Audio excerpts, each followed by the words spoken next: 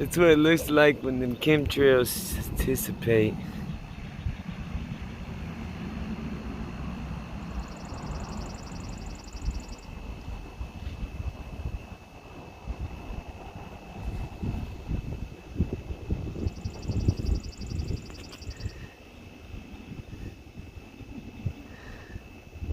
That ain't normal, guys.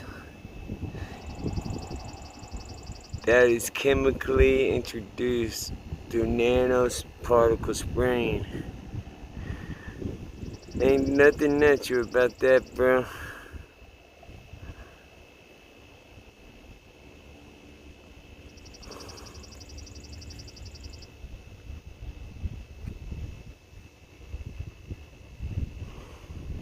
Nothing natural at all.